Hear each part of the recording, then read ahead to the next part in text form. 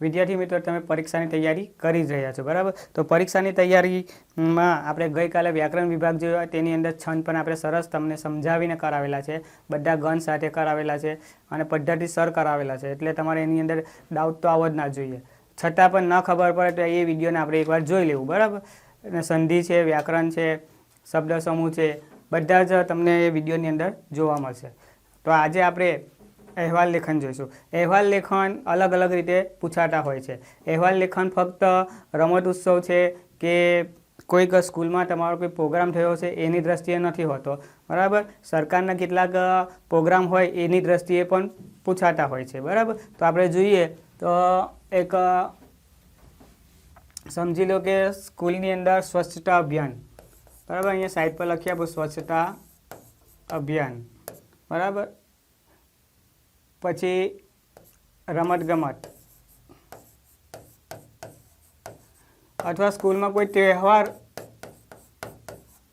ઉજવાઈ ગયેલો હોય તો એના પર પણ આવતું હોય છે બરાબર, તહેવાર પર પણ આવતું હોય છે। બીજું કે 26મી જાન્યુઆરી અને 15મી ઓગસ્ટ આ બે તારીખમાં જે પ્રોગ્રામ થયેલા હોય તે લખવાનો। સ્કૂલમાં વિદાય બે એક તો શિક્ષકની વિદાય થતી હોય અને ધોરણ 10 અને 12ની પણ વિદાય સમારંભ થતો હોય છે, એટલે એ રીતે પણ તૈયારી કરવાની બરાબર। બીજું કે ઇનામ વિતરણ પણ હોય છે, ખબર ને કે ઇનામ વિતરણમાં કે રમત ઉત્સવમાં તમારી સ્કૂલના કેટલાક બાળકો અન્ય સ્કૂલમાં કે રાજ્ય લેવલ કે સ્ટેટ જિલ્લા લેવલે કે સારું પરફોર્મન્સ કર્યું હોય તો એમનો ઇનામ વિતરણ ગોઠવેલો હોય તો એમનો પણ એક અહેવાલ થતો હોય છે। બીજું કે પ્રવાસ, તમે લોકો પ્રવાસ જતા હોય તો પ્રવાસનો પણ અહેવાલ હોય છે। પ્રવાસની અંદર શું હોય છે કે તમારી તારીખ તો લખવાની જ હોય છે, પણ કેટલા વાગે ઉપડી બસ, કેટલા વાગે પહોંચ્યા, શું ખાધું, શું પીધું, કયા કયા સ્થળો હતા, તમે કોની ટીમમાં હતા, કેટલી બસ હતી, એ બધું જ વિસ્તારથી અંદર લખવું પડે। અને શું મજા કરી, શું નાસ્તો હતો, એ બધું તમે સારી રીતે અંદર લખી શકો છો બરાબર।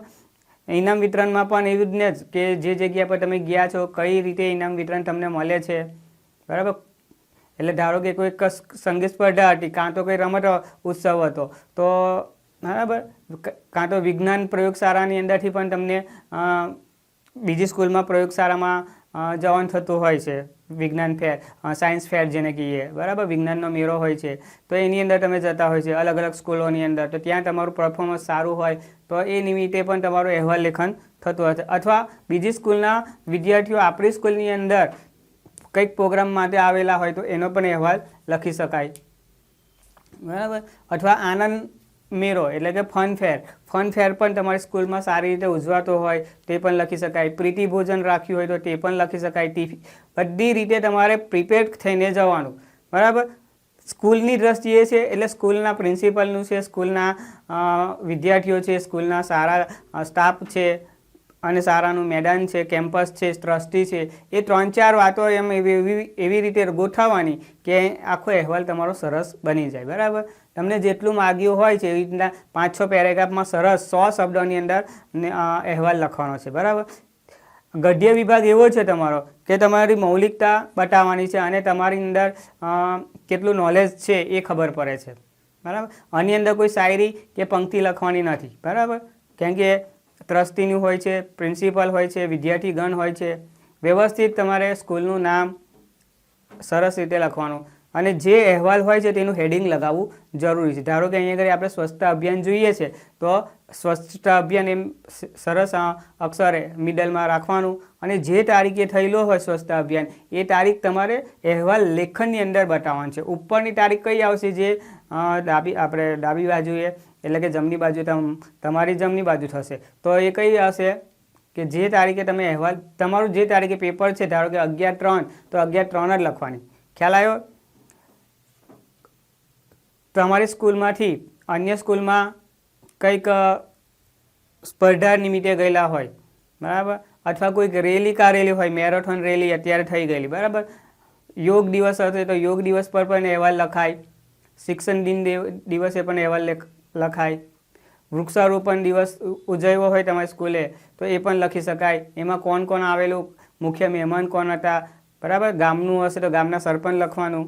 નગરપાલિકાની સ્કૂલ હોય તો નગરપાલિકાની દ્રષ્ટિએ જે ચેરમેન હોય, એટલે એ બધાના નામ ન ખબર હોય તો કંઈ નહીં, પણ ચેરમેન શ્રી કે એવું લખી દેવાનું, ટ્રસ્ટી શ્રી.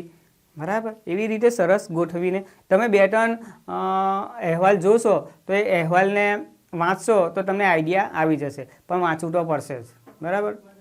હવે જોઈએ આપણે આગળ કે બરાબર નીચે આપેલા પ્રત્યેક વિષય પર આશરે 100 શબ્દોમાં એટલે કે 100 શબ્દોમાં અહેવાલ લખવાનો છે. 4 માર્ક્સનો વિદ્યાર્થી મિત્રો આવે છે, એટલે આરામથી તમારે 4માંથી 4 તો ન આપી શકે, પણ 3 તો મળે જ. બરાબર, જો લખેલું હશે તો. ઓકે વિદ્યાર્થી મિત્રો, તો જોઈએ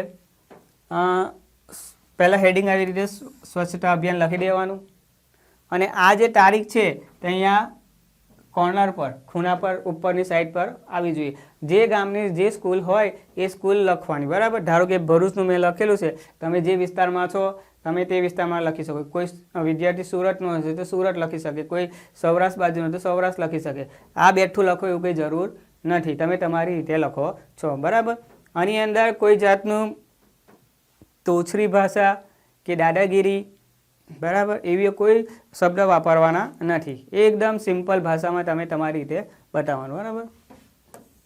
ચાલો, શાના વિશે નિબંધ છે? સ્વચ્છતા અભિયાન. બરાબર વિદ્યાર્થી મિત્રો, તો પ્રજાને સ્વચ્છતા પ્રત્યે જાગૃત કરવા ગુજરાત સરકારની નિર્મલ ગુજરાત અભિયાન, બરાબર, ની ઘોષણા કરી. નિર્મલ ગુજરાત, નિર્મલ એટલે સ્વચ્છ. બરાબર.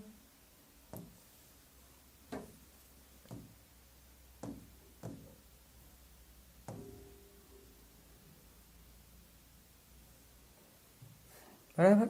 નિર્મલ ગુજરાત એટલે કે સ્વચ્છ ગુજરાત અભિયાનની ઘોષણા કરી. એટલે સરકારશ્રી તરફથી જે કંઈ પ્રોગ્રામ આવેલા હોય એ અહેવાલ, ધારો કે અત્યારે મેરેથોન દોડવાળું તો તે વખતેનો તમે અહેવાલ લખી શકો છો. ગુજરાતની અનેક શાળાઓ, કોલેજ, છાત્રાલય તેમજ અનેક સેવાભાવી સંસ્થાઓએ આ અભિયાનને સહર્ષ વધાવી લીધું. એટલે આ બધી સંસ્થાએ પોતાના વિસ્તારમાં આ કામ ચાલુ કરી દીધું. કોલેજવાળા હશે તો કોલેજમાં NCC છે, NSS વાળા છે, એ લોકો સરસ રીતે આ પ્રોગ્રામ કરતા જ હોય છે. છાત્રાલય એટલે કે જે હોસ્ટેલમાં રહેતા હશે તે લોકો, વિદ્યાર્થીઓ પણ કરતા હોય છે, અને આપણી સ્કૂલના વિદ્યાર્થીઓ પણ સરસ રીતે, એને તેમજ અનેક સેવાભાવી સંસ્થાઓ પણ આ અભિયાનને સહર્ષ વધાવી લીધું અને સૌ અભિયાનમાં જોડાઈ ગયા. બરાબર. કઈ તારીખે હતું તો કે 22/12/2024. બરાબર. ના દિવસે નવજીવન હાઈસ્કૂલના પ્રિન્સિપાલે, બરાબર,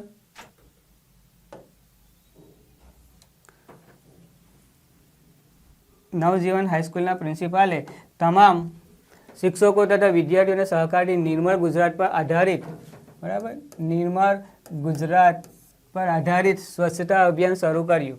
બરાબર. ગુજરાતને સ્વચ્છ રાખવાનું છે, ગાંધીજીનો સંદેશ છે. બરાબર. જ્યાં સ્વચ્છતા ત્યાં પ્રભુતા. બરાબર. તો અહીંયા અભિયાન શરૂ કર્યું. આગલા દિવસે એક શિક્ષક સાથે 10 વિદ્યાર્થીઓની ટીમ તૈયાર કરી દીધી હતી. બરાબર. એક શિક્ષકની સાથે 10 વિદ્યાર્થીઓ. બરાબર. દરેક ટીમે શું કામ કરવાનું છે તેની માહિતી પણ આપી દેવામાં આવી હતી. બરાબર. આખી સ્કૂલના વિદ્યાર્થીઓ ના જોડાયા હોય, પણ જે ધારો કે 10મા ધોરણના વિદ્યાર્થીઓ છે તો 10મા ધોરણની અંદર જે લોકોએ પીટી બધાનું જ હોય. બરાબર. તો પીટી સબ્જેક્ટ વખતે જે પિરિયલ હશે એ પિરિયલની અંદર બધા જતા હોય, તો તેમાં 10 વિદ્યાર્થીઓ દરેક ટીચરને ફાળવી દેવામાં આવ્યા. શાળાના પ્રાંગણ એટલે મેન ગેટ પર પાવડા, રંગ, પીછી વગેરે સાધનો ગોઠવ્યા હતા. શા માટે ગોઠવ્યા હતા? સાફ સફાઈ માટે. બરાબર. સવારે 8 વાગ્યે સૌ પ્રથમ શાળાના પ્રિન્સિપાલે હાથમાં સાવરણો લઈ પ્રાંગણ સાફ કરવાની શરૂઆત કરી. બરાબર. સાવરણો, બરાબર, ઝાડુ લઈને સાફ કરવાની એમને શરૂઆત કરી. બરાબર. એ પ્રમાણે કોઈ ટીમે શાળાના ઓરડાની સફાઈ કરી. એટલે તમને કહ્યું તેમ કે શિક્ષકોને 10 વિદ્યાર્થીઓ આપી દીધો, એમને વિભાગ આપી દીધો, તમારે સ્કૂલના દરેક વર્ગની અંદર સાફ સફાઈ કરવાની. કોઈને ટોયલેટ આપી દીધું હોય, બાથરૂમ સાફ સફાઈ કરવાનું, અને દિવાલો સાફ કરી અને જ્યાં જરૂર જણાય ત્યાં આછો પાતળો રંગ લગાવવો. બરાબર. સારું લાગે એ તો બરાબર છે, પણ વ્યવસ્થિતતા પણ હોવી જોઈએ. બરાબર. તો અને કોઈ જગ્યાએ દવા છંટકાવ કરવા જેવી હોય તો દવા પણ છંટકાવી દેવી. સારાના બાગની સફાઈ પણ મારીની દોરાવની એટલે કે ગાર્ડનર હોય તેની એના પ્લાનથી નીચે દોરાવની નીચે કરવામાં આવે એટલે એના અંદર કરવામાં આવે. સાફ સફાઈનું કામ પૂરું કર્યા પછી કેટલાક વિદ્યાર્થીઓએ બનાવેલા ફૂલોનું બરાબર જે કાગળના ફૂલો હશે હાથથી બનાવેલા એ ફૂલોના તોરણથી શાળાના પ્રવેશ દ્વાર જે મેઇન ગેટ હશે શાળાનો એને શું કર્યું? પ્રિન્સિપાલની કેબિનના દરવાજાની સભાગૃહને પ્રવેશ દ્વારને સજાવ્યો. મતલબ કે પ્રિન્સિપાલની જે ઓફિસ છે એને આજુબાજુ એ સરસ રીતે એ વિદ્યાર્થીઓએ જે સરસ મજાનું તોરણ બનાવ્યું તે ગોઠવી આવ્યું. પ્રિન્સિપાલે સૌની કામગીરીને બીવડાવી અને સૌને સહકાર અને સમથી બરાબર. પ્રિન્સિપલ એવા જ હોવા જોઈએ કે દરેકને લઈને કામ કરતા હોય છે, દરેકને લઈને સાથે ચાલતા હોય છે. એટલે વિદ્યાર્થીઓને તો મોટિવેશન આપે સાથે સાથે શિક્ષકગણને પણ મોટિવેશન કરતા જ હોય છે. એટલે જ તો એમને સવારે પહેલાં સાવરણો પકડ્યો બરાબર. એટલે જ પછી બધા જ વિદ્યાર્થીઓની જે શિક્ષકો સાથે જવાનું હતું એટલે એ લોકો પણ ઉત્સાહથી કામ કરવા લાગ્યા બરાબર. કેવો સરસ પ્રભાવ પડે છે અને જીવનમાં સ્વચ્છતાનું મહત્ત્વ શું છે તે સમજાવ્યું બરાબર. વિદ્યાર્થી મિત્રો તમે સ્કૂલમાં જાઓ છો તો તમે જે શું કહેવાવું? સ્ટુડન્ટ કેવો હોય બરાબર. અત્યારના સ્ટુડન્ટ આપણને ખબર છે કે સરસ મજાના વાળ કપાવે છે, અડધી ટાલ હોય છે ને લાંબા લાંબા બાલ હોય છે બરાબર.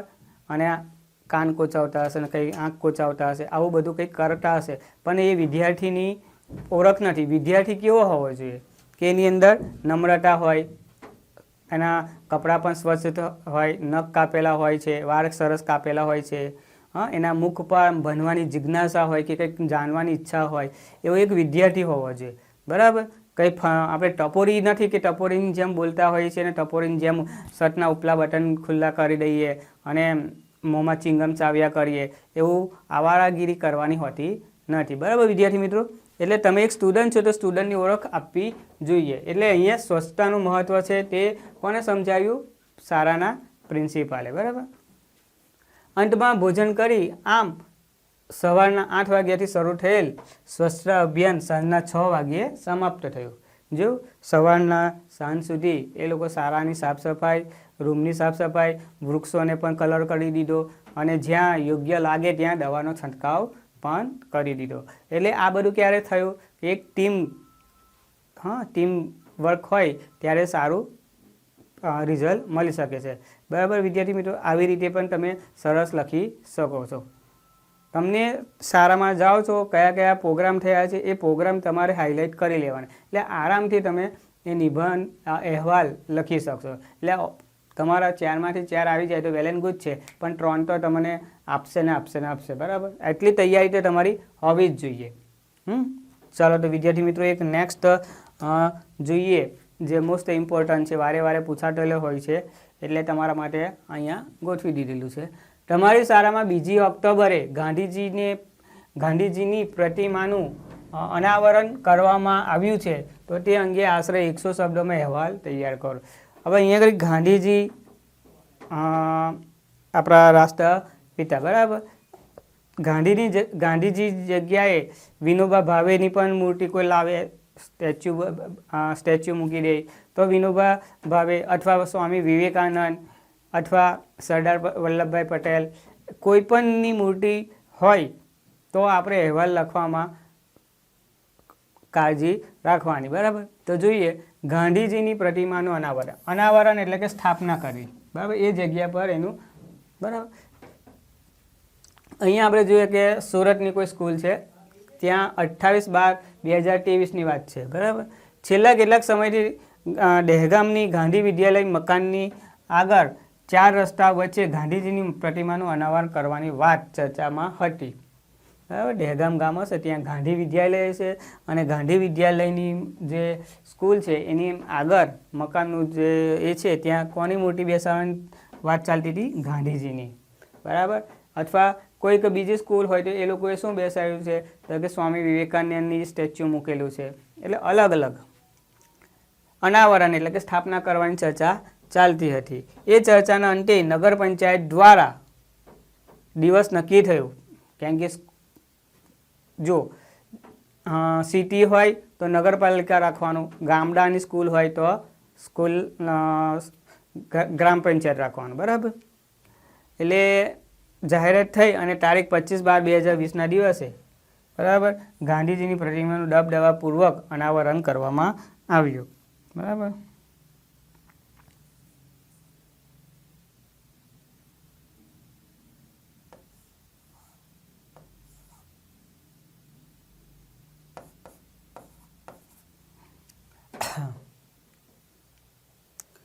દિવસે ગાંધીજીની પ્રતિમાનું દબદબાપૂર્વક અનાવરણ કરવામાં આવ્યું.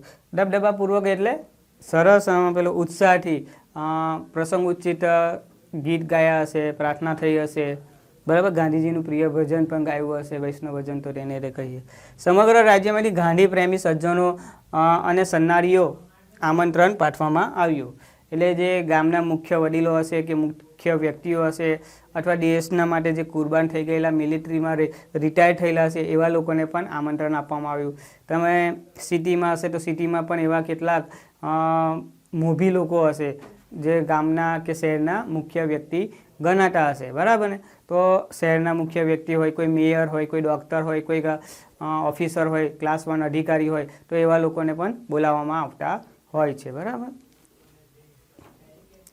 કેમ બોલાવવામાં આવે છે કે એ લોકોએ દેશના માટે કુરબાની આપેલી છે, દેશના માટે એમનું યોગદાન સારું એવું છે, એટલે એમને પણ, અને એમને બોલાવવામાં આવે તો એમનું પણ સન્માન કર્યું કહેવાય. અને તેથી ભવિષ્યમાં વિદ્યાર્થીઓને પણ એક જ્ઞાન મળે કે અમે પણ આવી રીતે મોટા થઈને આવી એક મહાન વ્યક્તિ બનીશું, જેથી અમને પણ આવું સન્માન કરવાનું મોકો મળે, ચાન્સ મળે, બરાબર. સમગ્ર રાજ્યમાંથી ગાંધી પ્રેમી સજ્જનો સન્નારીઓ આમંત્રણ પાઠવવામાં આવ્યું. અનાવરણ વિધિ આપનાર રાજ્યના મનવંતા મુખ્યમંત્રી, જો માનવતા મનવંતા મુખ્યમંત્રીનું નામ નથી આપેલું, બરાબર. કેમ કે અલગ અલગ વિસ્તારની અંદર અલગ અલગ મંત્રીઓ હશે, બરાબર. ને આપણે એવું કંઈ પર્ટિક્યુલર નામ લખવાનું કોઈ જરૂર નહીં. ટ્રસ્ટીનું નામ પણ નહીં, પ્રિન્સિપાલનું પણ નામ નહીં, ખાલી પ્રિન્સિપાલનો હોદ્દો બતાવવાનો, ટ્રસ્ટીનો હોદ્દો બતાવવાનો. હા, રિટાયર થાય તે શિક્ષકનું નામ તમે લખી શકો, કેમ કે વિદાય સમારંભ વખતે કયા શિક્ષક રિટાયર થવાના છે તો એ શિક્ષકનું નામ આવી શકે, બરાબર.